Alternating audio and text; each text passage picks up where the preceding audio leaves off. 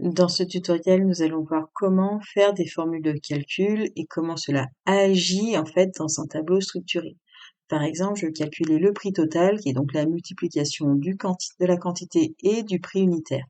Je vais faire égal, et contrairement à ce qu'on pense dans un tableau qui n'est pas structuré, qui n'est pas mis sous forme de tableau automatique, et bien ici, quand je vais cliquer sur 10, cela ne va pas noter H4, mais ça va bien noter quantité entre crochets, préfixé par arrobase. C'est-à-dire qu'en fait, on est bien dans la colonne quantité, c'est ce que symbolisent les crochets, et le arrobase, c'est ici, sur cette ligne, à cette adresse.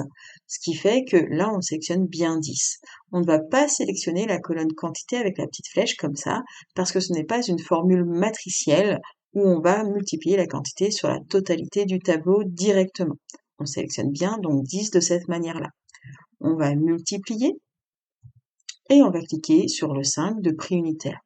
Prix unitaire va être noté d'une manière différente de quantité car en fait l'intitulé de la colonne prix unitaire contient un espace et c'est pour cela que nous avons par exemple une double paire de crochets. Lorsque vous avez fini votre formule de calcul, il suffit de faire la touche entrée pour valider et automatiquement en fait elle va s'appliquer sur la totalité de la colonne.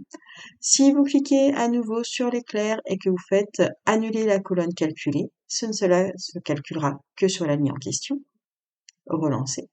Et si vous faites arrêter la création automatique de colonnes calculées, les prochaines colonnes ne se calculeront pas automatiquement. Problème, c'est que dans les contrôles des options, cela va désactiver formule de remplissage dans les colonnes pour créer des colonnes calculées.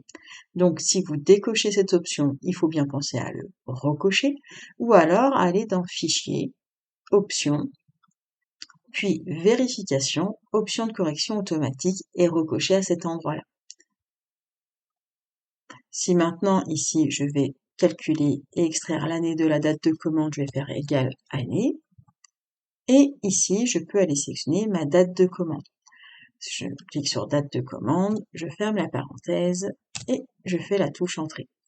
Enfin, je veux par exemple avoir le mois, mais en toutes lettres. Je vais faire égal texte.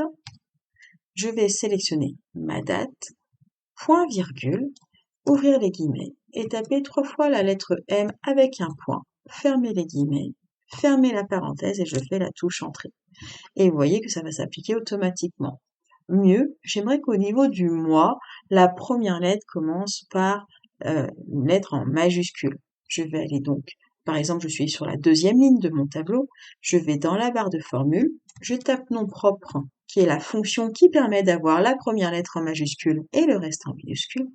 Je vais fermer la parenthèse tout à la fin. Je fais la touche entrée et oh magie, cela va s'appliquer sur toutes les lignes de mon tableau, même sur la première alors que je n'y étais pas. Voilà un très très gros avantage d'un tableau structuré.